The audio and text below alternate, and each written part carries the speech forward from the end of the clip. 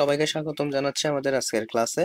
আমাদের আজকের ক্লাসটা হচ্ছে এইচএসসির কেমিস্ট্রি ফার্স্ট পেপারের চ্যাপ্টার 2 গুণগত রসায়নের একটা টপিক, যেটার নাম হচ্ছে বর্ণালী। হ্যাঁ, বর্ণালী বা স্পেকট্রাম।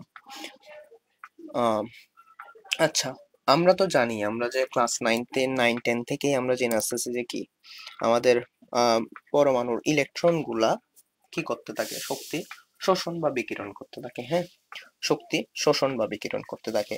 এখন আমাদের প্রথমে জানতে হবে যে হচ্ছে বিকিরণ কখন করে, কারণ আমাদের এই যে নিচের টপিক যতগুলো আছে সবগুলো দেখো তোমরা বিকিরণ নিয়ে। হ্যাঁ, সবগুলো হচ্ছে বিকিরণ নিয়ে। এখন আমাদের একটা জিনিস জানতে হবে যে কি বিকিরণটা কেন করে, আসলে কোন একটা পরমাণু বিকিরণ কেন করে। যদি ধরো আমাদের যে হিলিয়ামটা আছে, হ্যাঁ হিলিয়াম নিউক্লিয়াসটা আছে, তো ওটা যদি আমি একটু ড্র করি। আচ্ছা, আহ আমাদের হিলিয়াম নিউক্লিয়াস যেটা আছে সেটা যদি আমি একটু ড্র করি, আমাদের হিলিয়ামের মধ্যে তোমার মূলত ইলেকট্রন আছে কয়টা? ইলেকট্রন আছে মাত্র দুইটা। তো দুইটা মানে হচ্ছে ও কিন্তু স্থিতিশীল। ও কিন্তু কি স্থিতিশীল। আমি এই জায়গায় একটা দিলাম ইলেকট্রন, এই জায়গায় আর একটা দিলাম ইলেকট্রন। হ্যাঁ, এখন ও কিন্তু স্থিতিশীল, ও কিন্তু কারোর সাথে কি করে না, বিক্রিয়া করে না বা বিক্রিয়ায় অংশগ্রহণ করে না বা কারোর সাথে বন্ধনও গঠন করে না, তাই না? তো ঠিক তেমনি প্রত্যেকটা পরমাণু চায় যে কি স্থিতিশীলতা অর্জন করার জন্য। তো এই স্থিতিশীলতা অর্জন করার জন্য প্রত্যেকটা পরমাণু তাদের শেষ কক্ষপথ থেকে ইলেকট্রন গুলোকে কি আদান প্রদান করতে চায়। মানে ধরো তোমার আহ আমি একটা পরমাণু নিলাম। আমরা তো আফবাও নীতি পড়ছিলাম না?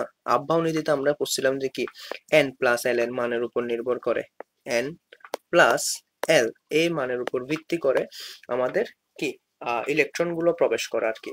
সেই জন্যই আমরা জানতাম যে কি পরমাণুর ইলেকট্রন গুলা থ্রি 3D তে না গিয়ে কোথায় যায়, 4s এ যায়। আমরা তো এগুলো জানতাম। তো এখানে জিনিসটা হয় কি, আসলে এখানের মধ্যে আহ পরমাণুর যে ইলেকট্রন গুলো আছে সেগুলা উচ্চ শক্তি স্তর থেকে, মনে করো যে কোনো একটা, আমি একটা সোডিয়াম পরমাণু নিলাম, সোডিয়াম পরমাণুর আমি একটা মনে করো কক্ষপথ আঁকে। হ্যাঁ, আমি একটু এগুলো একটু কেটে দিই। সোডিয়াম পরমাণুর মনে করো একটা কক্ষপথ যদি আমি আঁকতে যাই, হ্যাঁ ধরো এই যে আঁকলাম আমি, আবার আঁকলাম সোডিয়ামের তিনটা কক্ষপথ আছে সোডিয়ামের, তিনটাই আঁকলাম আমি। হ্যাঁ, আচ্ছা, আঁকার পরে আমার এই জায়গায় হচ্ছে আমার নিউক্লিয়াসটা আছে। এই নিউক্লিয়াসের ইলেকট্রন গুলোকে আমি দিয়ে দিই, আমি অন্য কালার ইউজ করে। ইলেকট্রন এখানে একটা আছে, ইলেকট্রন এই জায়গায় একটা আছে ইলেকট্রন। হ্যাঁ, তারপর এখানে আছে 8টা, 1 2 3 4, আবার দুইটা দুইটা করে 1 2। আসলে ইলেকট্রন গুলো এখানে দেয়া খুব টাফ। আচ্ছা, তো এই 8টা ইলেকট্রন আছে। এখন এই 8টা ইলেকট্রন আবার বাইরে একটা আছে না, এই বাইরেরটাকে আমি দিলাম। আচ্ছা, দিলাম।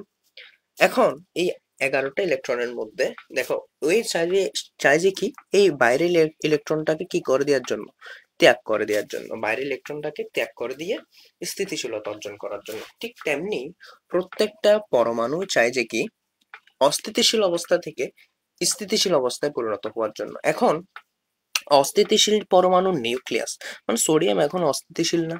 তার মানে সোডিয়ামের যে এই যে এই জায়গায় নিউক্লিয়াস যেটা আছে সেটা অস্থিতিশীল নিউক্লিয়াস না, অস্থিতিশীল নিউক্লিয়াস। আচ্ছা, তো এখন অস্থিতিশীল নিউক্লিয়াস যেটা আছে সেটা কি করে, অস্থিতিশীল নিউক্লিয়াস যখন স্থিতিশীল হতে চায়, অস্থিতিশীল নিউক্লিয়াস যখন স্থিতিশীল হতে চায় তখন সে কি করতে থাকে, কিছু কণা বিচ্ছুরণ করতে থাকে। আসলে কণা না, ওগুলা কিছু তরঙ্গ দৈর্ঘ্য বিশিষ্ট আলো, বিভিন্ন তরঙ্গ দৈর্ঘ্যের আলো ও বিচ্ছুরণ করতে থাকে। কিছুক্ষণ ও বিচ্ছুরণ করে, মনে করো সবুজ তরঙ্গ দৈর্ঘ্য যত, হুম কিছুক্ষণ ও বিচ্ছুরণ করে মনে করো লাল। ঠিক আছে, ও অনেক কিছু বিচ্ছুরণ করতে থাকে। এই বিচ্ছুরণটা আসলে কেন করে, এই যে আমরা এখানে বলতেছি বিকিরণ, এই বিকিরণটা আসলে হয় কেন?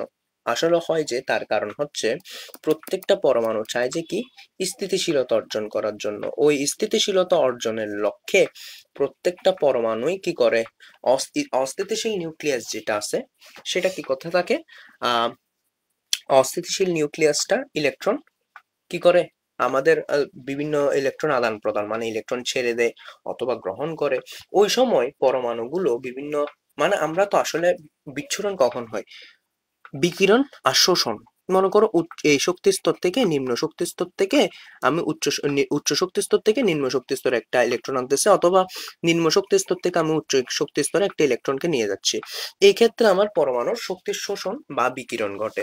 তো এখন আমার মেইন কথা হচ্ছে যে এখানে যে আমরা পড়তেছি যে বর্ণালী জিনিসটা পড়তেছি, বর্ণালী জিনিসটা আসলে কি, বর্ণালী জিনিসটা আসলে পুরোটাই পুরোটাই কি নিয়ে, পুরোটাই হচ্ছে আমার বিকিরণ নিয়ে। হ্যাঁ, এখন বিকিরণ জিনিসটা আসতেছে কোত্থেকে, পরমাণু কোনো একটা পরমাণুর অস্থিতিশীল পরমাণুর নিউক্লিয়াস যদি বা অস্থিতিশীল নিউক্লিয়াস যদি তোমার কি করে ইলেকট্রন স্থিতিশীলতা অর্জনের লক্ষ্যে যে তরঙ্গ দৈর্ঘ্য বিশিষ্ট আলো বিচ্ছুরণ করতে থাকে, তাই আসলে হচ্ছে কি বর্ণালী, তাই আসলে কি বর্ণালী। হ্যাঁ, আচ্ছা, এই জিনিসটা আমাদের বোঝা গেল। ওকে, এবার আমাদের এখানে কিছু কথা আছে, আমি জাস্ট একটু ওগুলো একটু ব্যাখ্যা করে অন্য কালার দিছে। এবার আসো কি বলছে, তড়িৎ চুম্বকীয় বিকিরণের বিভিন্ন অংশ। আচ্ছা, আমরা এটাতে আপাতত না ঢুকি, এখন এই পার্টটা আমরা না ঢুকি। হ্যাঁ, আমরা আগে এই জায়গায় যেটা লেখা আছে সেটা আমরা একটু পড়ি। কি লেখা আছে এই জায়গায়, তড়িৎ চুম্বকীয় বিকিরণের ক্ষেত্রে তড়িৎ ক্ষেত্র আর চুম্বক ক্ষেত্র পরস্পর সমকোণে থাকে। দেখো, একটা চুম্বকীয় বিকিরণ, আচ্ছা আমি আরেকটাতে কথায় আসি, তোমাকে তোমরা ফিজিক্সে সেকেন্ড পেপার উঠলে একটা চ্যাপ্টার পাবা যেটা হচ্ছে কি আমাদের তড়িৎ চুম্বকের একটা চ্যাপ্টার আর কি। হ্যাঁ, চুম্বক ক্ষেত্রে তো আমরা জানবো যে কি, ওই চ্যাপ্টারে আমরা জানবো যে হচ্ছে চুম্বক ক্ষেত্রের প্রভাবে, চুম্বক ক্ষেত্রের প্রভাবে আমাদের কি হইতে থাকে, আমাদের আসলে অনেক কিছু ঘটতে থাকে। হ্যাঁ, ধরো আমাদের পৃথিবী যে ঘুরতেছে, আমরা স্টেবল আছে কেমনে, আসলে চৌম্বক ক্ষেত্রের কারণে। হ্যাঁ, চৌম্বক ক্ষেত্রের কারণে। তো এখন মেইন কথা হচ্ছে আমার চৌম্বক ক্ষেত্রের তড়িৎ চুম্বকীয় বিকিরণের ক্ষেত্রে তড়িৎ ক্ষেত্র, ধরো তড়িৎ ক্ষেত্র যদি সামনের দিকে থাকে, হ্যাঁ, এই তড়িৎ ক্ষেত্র যদি কোথায় থাকে, সামনের দিকে থাকে, ধরো সামনের দিকে বলতে আমি এখানে বুঝাই, এদিকে থাকে তড়িৎ ক্ষেত্রটা, তাহলে কি চৌম্বক ক্ষেত্র থাকবে হচ্ছে এদিকে, তার মানে পরস্পর সমকোণে থাকবে। মানে এদিকে যদি এই সাইডে যদি তড়িৎ ক্ষেত্র থাকে, এই সাইডে থাকবে কে, চুম্বক ক্ষেত্র। এটাই বুঝাইতে আমাদেরকে। কেন, বিকিরণের কম্পাঙ্ক এবং তরঙ্গ দৈর্ঘ্যের উপর ভিত্তি করে বিভিন্ন ভাগে ভাগ করা যায়। দেখো, আমাদের বিকিরণটা বিভিন্ন ভাবে হয়ে থাকে। হ্যাঁ, এটা জাস্ট আমাদের লাগবে যে হচ্ছে এই জায়গা থেকে জাস্ট একটা জিনিস, সেটা হচ্ছে কি তড়িৎ চুম্বকীয় বিকিরণে তড়িৎ ক্ষেত্র আর চুম্বক ক্ষেত্রে যে কোণে থাকে সেটা কত ডিগ্রি, সেটা হচ্ছে 90 ডিগ্রি। জাস্ট এতটুকু মনে রাখলে হবে এখান থেকে।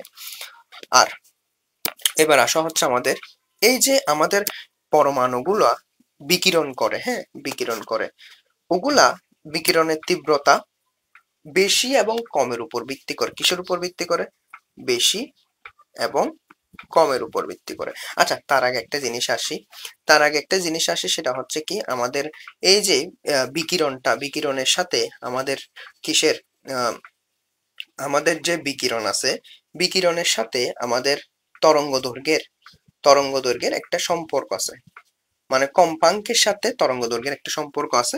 সেটা আমরা অনেকে 9-10-এ পড়ছি, অনেকে হয়তো স্কিপ করছি। সেটা হচ্ছে কি ভি, আমি একটু লিখি, ভি সমানুপাতিক 1/λ। এই জিনিসটা কিন্তু লাগবে। কি কি কি বললাম, ভি সমানুপাতিক 1/λ। এই জিনিসটার দ্বারা কি বোঝাচ্ছে, এই জিনিসটা বোঝাচ্ছে যে হচ্ছে এখানে ভি দ্বারা বোঝায় যে আসলে কি কম্পাঙ্ক। এখানে ভি দ্বারা কি বোঝায়, কম্পাঙ্ক, কম্পাঙ্ক। হ্যাঁ, আর এখানে এটা হচ্ছে কি তরঙ্গ দৈর্ঘ্য, এটা তো আমরা সবাই জানি তরঙ্গ দৈর্ঘ্য। আচ্ছা, এখন আমার মেইন কথা হচ্ছে যে তরঙ্গ দৈর্ঘ্য আর কম্পাঙ্কের মধ্যে ব্যস্তানুপাতিক সম্পর্ক আছে। তো সেজন্য তার মানে আমার যদি তরঙ্গ দৈর্ঘ্য বেশি হয় কি হবে, তরঙ্গ দৈর্ঘ্য যদি বেশি হয় কম্পাঙ্ক কম হবে, আর যদি কম্পাঙ্ক কম হয় তাহলে তরঙ্গ দৈর্ঘ্য বেশি হবে। এই তরঙ্গ দৈর্ঘ্য বেশি নাকি কম সেটার উপর ভিত্তি করে আবার এগুলো বিকিরণকে আবার কয় ভাগে ভাগ করছে জানো, 5 ভাগে।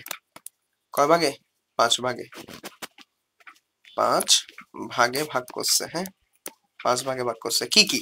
একটা হচ্ছে গামা রশ্মি, একটা এক্স-রে রশ্মি, একটা ইউভি রশ্মি, একটা দৃশ্যমান অঞ্চল বা ভিআর, আরেকটা হচ্ছে আমাদের কি, আরেকটা হচ্ছে আমাদের ইউ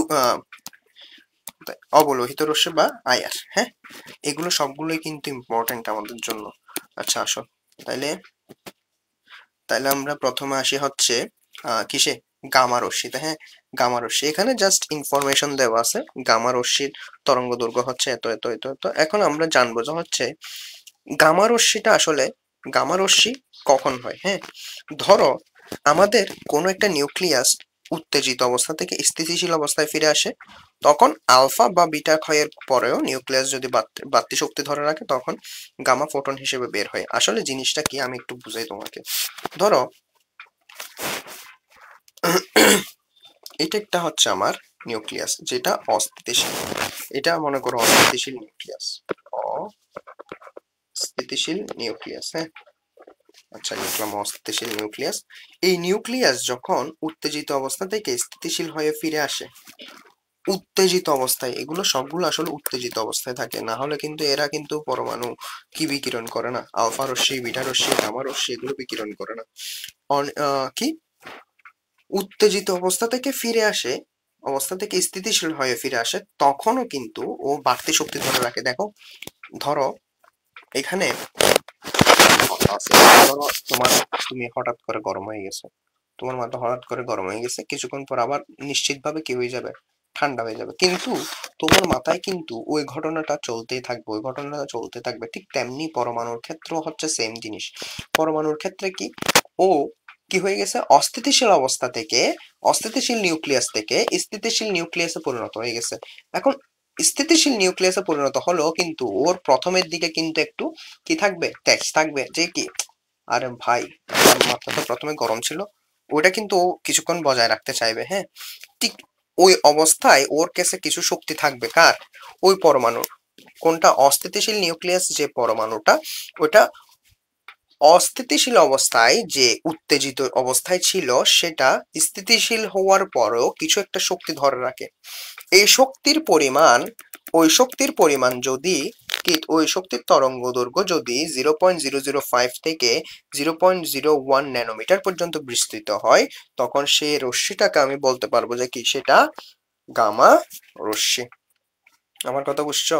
সেটা কি রশ্মি, গামা রশ্মি। হ্যাঁ, সেটা কি রশ্মি, গামা রশ্মি। আবার সেম ভাবে ধরো ওই অস্থিতিশীল নিউক্লিয়াস, ওই অস্থিতিশীল নিউক্লিয়াস থেকে ফিরে আসার পরে যদি ওর থেকে শক্তি জমা থাকে এবং সে যদি বিকিরণ করতে থাকে, বিকিরণ করতে থাকে, দেখো বিকিরণ কিন্তু এগুলো সবগুলো বিকিরণ, বিকিরণ করতে থাকে, তখন এর তরঙ্গ দৈর্ঘ্যের বিস্তৃতি হবে কত, এত। তার মানে ও যদি, ও যদি স্থিতিশীল হওয়ার পরে এত ন্যানোমিটার বিকিরণ করে, তাহলে আমি বলবো যে সেখানে এক্স রে রশ্মি পাচ্ছি, এক্স রে রশ্মি পাচ্ছি। হ্যাঁ, এরপর হচ্ছে আলট্রা ভায়োলেট রে বা অতিবেগুনি রশ্মি। জিনিসটা কি, জিনিসটা হচ্ছে অস্থিতিশীল নিউক্লিয়াস যখন, অস্থিতিশীল নিউক্লিয়াস যখন কি করে, আমার অস্থিতিশীল নিউক্লিয়াস যখন স্থিতিশীল নিউক্লিয়াসে পরিণত হয়, তখন ও যদি আমাকে 10 ন্যানোমিটার থেকে 375 ন্যানোমিটার বা 380 ন্যানোমিটারের তরঙ্গ দৈর্ঘ্য দিয়ে থাকে, তখন আমি তাকে কি বলবো, ইউভি রশ্মি বলবো। হ্যাঁ, এরপরে দৃশ্যমান অঞ্চল যতটুকু পর্যন্ত আমরা দেখি, যদি ওই তরঙ্গ দৈর্ঘ্যের পরিমাণ 380 থেকে 780 ন্যানোমিটারের মধ্যে হয়, তাহলে তাকে আমরা বলবো যে হচ্ছে দৃশ্যমান আলো, যা আমরা দেখতে পাই, যতটুকু পর্যন্ত আমাদের দেখার শক্তি আছে, যতটুকু পর্যন্ত আমরা দেখতে পারি, সেটা হচ্ছে আমাদের দৃশ্যমান অঞ্চল। হ্যাঁ, এরপর হচ্ছে অতিবেগুনি রশ্মির দৈর্ঘ্য। অতিবেগুনি রশ্মির দৈর্ঘ্য এটা তো আমরা পড়ছি কি, কত, 380 থেকে 424 ন্যানোমিটার। নীল রশ্মির তরঙ্গ দৈর্ঘ্য হচ্ছে 425 থেকে 450 ন্যানোমিটার। ঠিক আছে, এগুলো এমসিকিউর জন্য ইম্পর্টেন্ট। আসমানি এইগুলো কিন্তু আমার ম্যাথ করে যখন বের করব, কিছুক্ষণ পর আমরা ম্যাথ দেখবো এখান থেকে, এগুলো কিন্তু ইম্পর্টেন্ট। আসমানির তরঙ্গ দৈর্ঘ্য, এই সবগুলো কিন্তু মুখস্থ করতে হবে। হ্যাঁ, এগুলো সব মুখস্থ। তারপর হচ্ছে সবুজ রশ্মির তরঙ্গ দৈর্ঘ্য 501 থেকে 575, হলুদ রশ্মির তরঙ্গ দৈর্ঘ্য 576 থেকে কত, 590 ন্যানোমিটার। এরপর হচ্ছে কমলা আর লাল। এখানের মধ্যে সবচেয়ে বেশি ইম্পর্টেন্ট হচ্ছে লালটা। লালটা হচ্ছে সবচেয়ে বেশি ইম্পর্টেন্ট। আর এখানের মধ্যে হচ্ছে, এই দিকের মধ্যে হচ্ছে তোমার আহ বেগুনিটা, হ্যাঁ, বেগুনি, বেগুনি, এগুলো কিন্তু বেগুনি আর আসমানি, বেগুনি না, আসমানির কথা বলতে চাইছিলাম আমি, আসলে বেগুনি বলে ফেলছি, বেগুনি না, আসমানি। আর কোনটা, আসমানি আর লাল রংটা কিন্তু, লাল রশ্মির তরঙ্গ দৈর্ঘ্য কিন্তু আসলে বেশি বেশি বেশি বেশি ইম্পর্টেন্ট, হ্যাঁ, বোঝা গেছে। আচ্ছা, এরপর হচ্ছে অবলোহিত রশ্মি বা আয়ার। এই রশ্মিকে আসলে তিনটা ভাগে ভাগ করা হয়, একটা হচ্ছে নিয়ার আয়ার, একটা মিডল আয়ার, আর একটা ফার আয়ার। এগুলো জাস্ট অনুধাবনমূলক প্রশ্নের জন্য আমার থেকে দেখলে হয়ে যাবে, হ্যাঁ। আচ্ছা, এখন নিয়ার আয়ার যেটা আছে, নিকট অবলোহিত রশ্মির তরঙ্গ দৈর্ঘ্য হচ্ছে এত, জাস্ট তরঙ্গ দৈর্ঘ্য গুলো মনে রাখবো, অবলোহিত রশ্মির তরঙ্গ দৈর্ঘ্য হচ্ছে এত, আর ফার আয়ারের তরঙ্গ দৈর্ঘ্য হচ্ছে, আচ্ছা, ফার আয়ারের তরঙ্গ দৈর্ঘ্য হচ্ছে মিউ মিটার থেকে 25 মিউ মিটার থেকে 1000 মিউ মিটার, এটা হচ্ছে মিউ মিটার। এই জিনিসটা দিয়ে বোঝাই যায় আসলে হচ্ছে মিউ, হ্যাঁ, অনেকে মিউ বলে, অনেকে নিউ বলে, হ্যাঁ, ঠিক আছে। আচ্ছা, নিউ মিটার বলি আমি, হ্যাঁ। মাইক্রোওয়েভ এর তরঙ্গ দৈর্ঘ্য হচ্ছে 1000 নিউ মিটার থেকে 100 সিএম, 100 সিএম মানে হচ্ছে 1 মিটার আর কি। এরপর রেডিও ফ্রিকোয়েন্সি অঞ্চলে তরঙ্গ দৈর্ঘ্য হচ্ছে 100 সেন্টিমিটার থেকে কত, 100 কিলোমিটার পর্যন্ত। তার মানে এখানের মধ্যে সবচেয়ে শক্তিশালী কে, রেডিও ফ্রিকোয়েন্সি অঞ্চল, হ্যাঁ। এখানের মধ্যে কিছু জিনিস দিয়ে আছে, যেগুলো দিয়ে হচ্ছে তোমার টিভি রিমোট থেকে বের হয়, একটা আছে। তারপর হচ্ছে একটা আছে হচ্ছে তোমার টিভি, টিভি দেখো যে ওই টিভি থেকে বের হয়। একটা হচ্ছে তোমার কি, ওই যে আমাদের স্যাটেলাইটের জন্য বের হয়। একটা হচ্ছে কি রেডিও ফ্রিকোয়েন্সি, হচ্ছে কোনটা, ওই যে আমরা ওয়াকি টকিতে কথা বলি, তারপরে আমরা বিভিন্ন ধরনের কাজে ওয়াকি টকিতে কথা বলি। তারপর হচ্ছে তো মনে করো যে আর্মিরা যেভাবে যোগাযোগ করে থাকে, হ্যাঁ, এক অঞ্চল থেকে আরেক অঞ্চলে, ওভাবে আর কি, হ্যাঁ। তো এতটুকু হচ্ছে আমাদের পার্ট 1 ক্লাস। এই এতটুকু পর্যন্ত ভালোভাবে পড়বা, আমি এই পিডিএফটা তোমাদের ওই শিটে দিয়ে দিচ্ছি, সবাই একটু ক্লাসটা করে নিবা। ক্লাসটা করার পরে তোমরা কি করবা, ক্লাসটা করার পরে পিডিএফটা একটু নোট করে ফেলবা, ঠিক আছে। ভালো থাকবা সবাই, একটু পর আরেকটা ক্লাস আসতেছে, ওটাও করে ফেলবা। বাই।